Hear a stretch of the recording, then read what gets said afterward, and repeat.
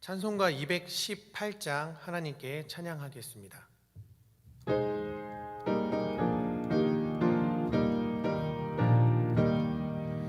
내 마음과 정성을 다하여서 주 너의 하나님을 사랑하라. 내 몸을 아끼고 사랑하듯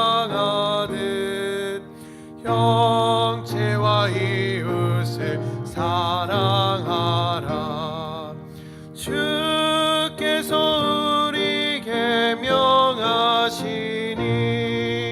그 명령 따라서 살아가리.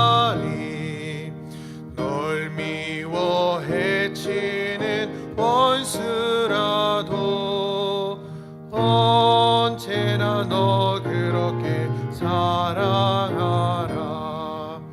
널 핍박하는 자 위에서도 신실한 마음으로 복을 빌라.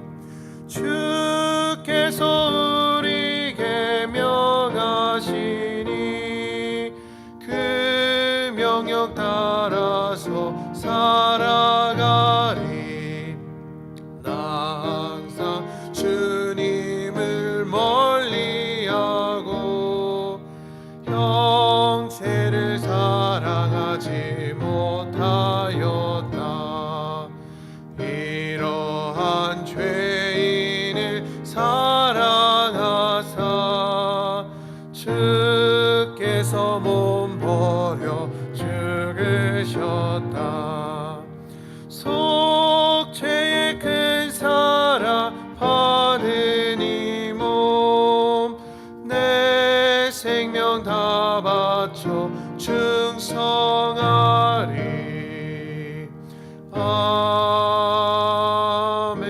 아멘. 오늘 말씀은 마태복음 5장 21절에서 26절 말씀입니다. 마태복음 5장 21절에서 26절 말씀, 신약성경 6페이지입니다. 다 같이 합독하시겠습니다. 옛사람에게 말한 바 살인하지 말라. 누구든지 살인하면 심판을 받게 되리라 하였다는 것을 너희가 들었으나 나는 너희에게 이르노니 형제에게 노하는 자마다 심판을 받게 되고 형제에 대하여 나가라 하는 자는 공회에 잡혀가게 되고 미련한 놈이라 하는 자는 지옥불에 들어가게 되리라.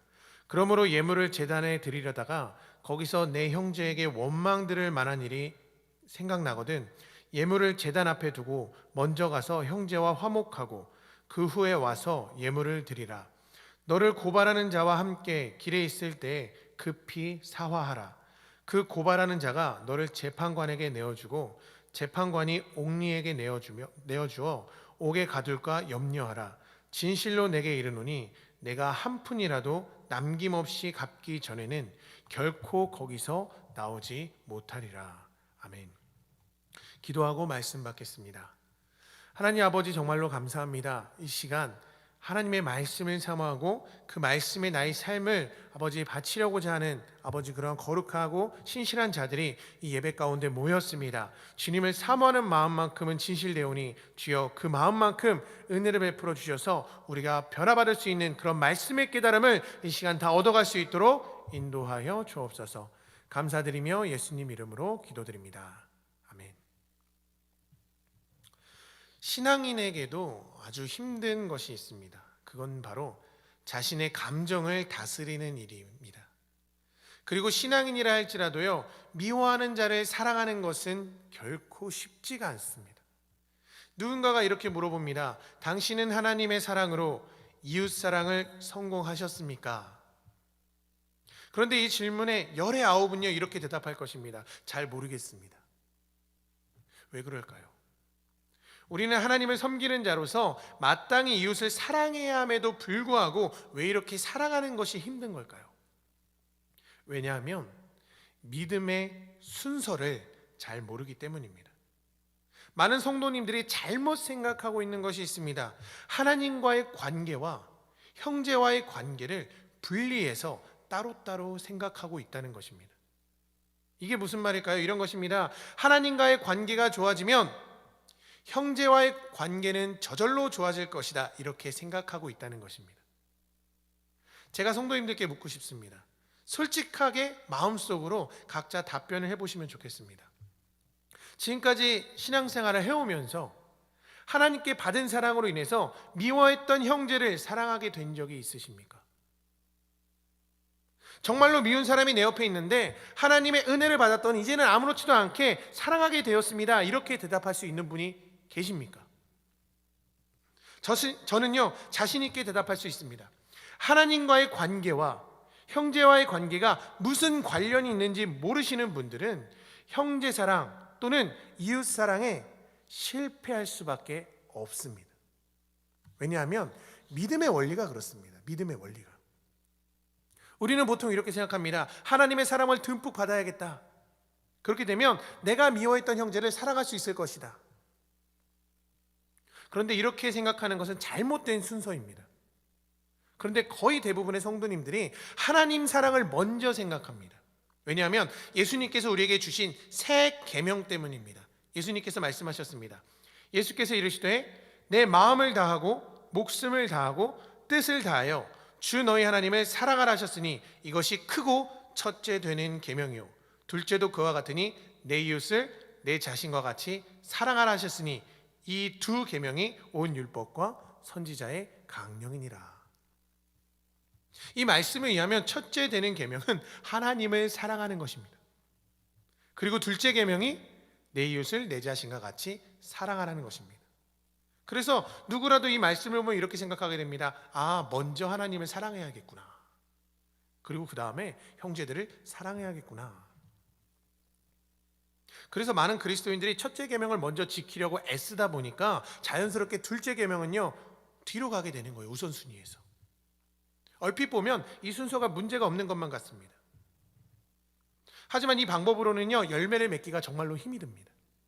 오히려 형제와 이웃들을 먼저 사랑하는 것이 실제로 하나님과의 관계를 회복하는 데 있어서 우선되어야만 합니다. 이는 사도 요한의 가르침에서 잘 알 수 있습니다. 예수님이 주신 새 계명에 대해서 사도 요한은 다음과 같이 보충 설명합니다. 누구든지 하나님을 사랑하노라 하고 그 형제를 미워하면 이는 거짓말하는 자니 보는 바 그 형제를 사랑하지 아니하는 자는 보지 못하는 바 하나님을 사랑할 수 없느니라. 우리가 이 계명을 주께 받았나니 하나님을 사랑하는 자는 또한 그 형제를 사랑할지니라. 이 말씀에서 사도 요한은 말합니다. 우리가 주님께 계명을 받았다. 사도 요한이 말하는 계명은 우리가 앞서 살펴봤던 예수님께서 주신 새 계명을 의미합니다. 하지만 요한은 예수님이 주신 새 계명을 보충하여 설명하고 있는 것입니다. 하나님을 사랑하면서 동시에 형제를 미워하는 것은 불가능하다. 만약에 한 성도가 나는 하나님을 사랑합니다 이렇게 말한다 하여도 막상 형제를 미워하고 있다면 그 사람이 말하는 그 사랑 고백은 거짓말이다. 이것이 무슨 뜻입니까? 여러분, 사도 요한은 말하고 있는 것입니다. 하나님을 사랑하고 싶다면 그 전에 우리는 반드시 형제를 먼저 사랑해야 한다. 이것이 올바른 순서라는 것입니다. 그것뿐만이 아닙니다. 성경은 형제와의 관계에 대해서 다방면으로 말씀하고 있습니다. 옛사람에게 말한 바 살인하지 말라. 누구든지 살인하면 심판을 받게 되리라 하였다는 것을 너희가 들었으나 나는 너희에게 이르노니 형제에게 노하는 자마다 심판을 받게 되고 형제를 대하여 나가라 하는 자는 공회에 잡혀가게 되고 미련한 놈이라 하는 자는 지옥불에 들어가게 되리라. 마태복음의 말씀입니다. 그냥 원론적으로 해석하면 형제에게 밥으러 가면 지옥 간다는 뜻으로 이렇게 해석할 수도 있겠지만 형제에게 나가라 한다고 지옥 간다는 뜻은 아닙니다. 천국은 오직 예수 그리스도의 공로로 갑니다. 이 공로는요 절대로 없어지지 않아요. 그래서 우리가 받은 구원은요 그 누구도 끊을 수가 없습니다. 여기서 말하는 것은요 우리가 형제를 미워하는 마음이 생긴다면 지옥 간다는 얘기가 아니라 형제를 미워하는 마음이 생긴다면 또다시 죄인의 심정을 가지게 된다는 뜻입니다. 이렇듯 형제와의 관계는 직접적으로 하나님과의 관계에 큰 영향을 끼치는 요소라는 뜻입니다. 형제와의 관계에 대한 또 다른 말씀들을 보겠습니다. 빛 가운데 있다면서 그 형제를 미워하는 자는 지금까지 어둠에 있는 자요, 그의 형제를 사랑하는 자는 빛 가운데 거하여 자기 속에 거리낌이 없으나 그의 형제를 미워하는 자는 어두움에 있고 또 어둠에 행하며 갈 곳을 알지 못하나니 이는 그 어둠이 그의 눈을 멀게 하였습니다. 또 바로 살펴보겠습니다. 다른 말씀입니다. 그러므로 예물을 제단에 드리려다가 거기에 내 형제에게 원망 들을 만한 일이 있는 것이 생각나거든 예물을 제단 앞에 두고 먼저 가서 형제와 화목하고 그 후에 와서 예물을 드리라. 정리하자면 이렇습니다. 우리는 하나님과의 관계를 회복하기 이전에 반드시 형제 사랑을 먼저 성공해야 한다는 뜻입니다. 그렇다면 어째서 형제와 이웃을 사랑하는 것이 중요한 걸까요? 이것이 하나님과의 관계에 어떤 영향을 끼치고 있는 걸까요? 이렇게 생각하면 됩니다. 형제를 미워한다는 것은요, 그 형제를 용서하지 못하고 있다는 뜻과 똑같습니다. 용서하지 못한다는 뜻은 그 형제를 지금 내가 정죄하고 있다는 것과 똑같습니다. 그렇다면 왜 우리가 상대방을 용서하지 못하고 정죄하고 있는 걸까요? 어렵지 않습니다. 간단한 원리입니다. 그것은 우리가 상대방에게 온전하고 완벽한 모습을 요구하고 있기 때문입니다. 그리고 동시에 상대방에게는 온전함을 요구하면서 스스로는 어떻게 생각하냐면 나 자신은 온전하다고 생각하고 있기 때문입니다. 조금만 더 생각해 보겠습니다. 우리 예수님은 누구를 찾아오셨을까요? 죄인을 찾아오셨습니다. 약점을 가진 자들을 만나려고 이 세상에 오신 분이 우리 예수님입니다. 그렇다면 예수님과 동시대에 살았지만, 예수님을 직접 눈으로 봤지만 예수님을 영접하지 못한 사람들이 있잖아요. 그 사람들은 바로 스스로 온전하고 스스로 완벽하다고 생각한 바리새인과 서기관들은 예수님을 영접하지 못했습니다. 그들의 삶은 어떤 삶이었습니까? 이웃을 정죄하는 것을 낙으로 삼던 사람들이었습니다. 만약에 우리가 형제를 용서하지 못하고 계속해서 정죄하는 것을 회개하지 않는다면 우리 역시 어떻게 되는 것입니까? 스스로 온전하다고 생각했던, 스스로는 완벽하다고 착각했던 바리새인과 서기관들과 똑같은 사람이 되어버리고 마는 것입니다. 그러한 사람에게 과연 예수님이 필요할까요? 자신은 필요하다고 말할 수는 있습니다. 나는 예수님이 필요합니다. 하지만 이웃을 정죄하는 사람의 그 마음의 실상은 예수님이 들어갈 자리가 없게 되는 것입니다. 이 얼마나 무서운 말입니까? 그래서 요한은 하나님을 사랑한다 말하면서 그 형제를 미워하는 자가 있다면 그 사람은 거짓말하는 자다라고 단호하게 말하고 있는 것입니다. 그러한 자는 스스로 속아서 하나님을 사랑하고 있다고 착각하고 있을 뿐이다. 여기서 요한은 말하고 있는 것입니다. 예수님은 분명히 말씀하셨습니다. 너는 눈에 보이는 형제를 용서함으로써 너 역시 예수가 필요하다는 것을 깨달아라. 만약에 형제의 눈 속에 티끌이 보이느냐? 그러면 네 눈 속에는 뭐가 보이는 것을 깨달아라? 들보가 있음을 깨달아라 제발. 비록 형제의 좋지 않은 모습이 보이더라도 너는 그것을 정죄하지 말고 오히려 반면 교사를 삼아서 너에게도 예수가 필요하다는 것을 고백해라. 이것이 예수님의 가르침입니다. 그렇기 때문에 우리는 상대방의 단점을 보고 정죄하는 그 죄에 빠지는 것이 아니라 그것을 통해서 나에게도 똑같은 죄가 있습니다. 나에게도 똑같은 죄가 있으니까 나는 예수님이 필요한 자입니다. 이렇게 예수님을 찾는 기회로 삼으라는 것입니다. 이렇듯 우리는 형제의 죄를 먼저 용납하고 형제의 죄를 먼저 용서하지 아니하고는, 다시 말해서 형제들을 먼저 사랑하지 아니하고서는 우리는 절대로 하나님께 나아갈 수 없습니다. 길이 막혀버립니다. 주기도문에서 이렇게 가르칩니다. 우리에게 죄 지은 자를 사하여 준 것 같이, 우리에게 죄 지은 자를 사하여 준 것 같이. 그렇다면 이것이 정말로 우리가 상대방의 죄를 사할 권세가 있다는 뜻일까요? 아니죠. 죄를 사할 권세는 오직 하나님께 있습니다. 상대방의 죄를 사하라는 말은 상대방이 나에게 잘못을 했더라도 그 잘못을 없는 것으로 여겨주라는 말입니다. 마태복음에 이런 비유가 있습니다. 어떤 주인이 그 종들과 결산하는 중인데 10,000달란트 빚진 자가 갚을 것이 없어서 갚지 못하니까 주인이 말합니다. 너는 몸과 아내와 자식들과 그 모든 소유를 다 팔아서 갚아라. 그런데 종이 엎드려서 빌죠. 저를 불쌍히 여겨주소서. 갚을 돈이 없나이다. 그래서 그것을 불쌍히 여긴 주인은 10,000달란트를 전부 탕감, 받지 않겠다, 없는 것으로 쳐주었습니다. 그런데 빚을 탕감받은 그 종은 자신이 탕감받은 것을 기억하지 못하고 어떻게 합니까? 거리로 나가서 기어코 자신에게 100데나리온을 빚진 자를 겁박하고 협박합니다. 돈 갚으라고. 그런데 그 소식이 주인의 귀에 들어갔습니다. 어떻게 되었을까요? 화가 난 주인은 그 종을 붙잡아 옥에 가둬 버렸습니다. 너무나도 유명한 이야기입니다. 신약 성경에서는 탕감과 용서가 같은 단어입니다. 그리고 돈을 빚지는 것과 죄가 똑같은 단어로 사용됩니다. 여기서 용서를 탕감에 비유하고 죄를 빚에 비유한 분명한 이유가 있습니다. 인간 세상에서도 돈을 빌리기 위해서는 차용 증서라는 것이 필요합니다. 이 차용 증서를 근거로 돈을 빌려준 사람은 빚을 받아낼 수가 있는 것입니다. 그런데 돈을 빌려준 사람은 두 가지 권리가 있습니다. 첫 번째는 그 차용 증서, 내가 가지고 있는 차용 증서를 가지고 빚을 다시 받아낼 권리가 있고요.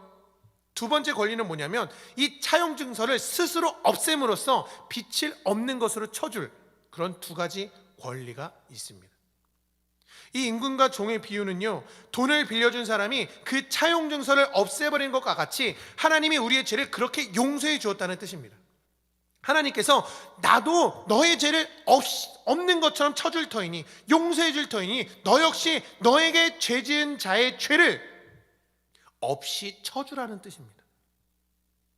우리가 그렇게 한다면 하나님이 우리에게 무엇을 해주시겠다는 뜻입니까? 주기도문에 분명히 약속하신 것처럼 우리가 우리에게 죄 지은 자를 사하여 준다면, 다시 말해서 우리가 우리에게 죄 지은 자의 잘못을 없다고 쳐준다면 내가 너의 죄를 똑같이 사하여 주겠다. 너희 죄 역시 똑같이 없는 것처럼 쳐줄게.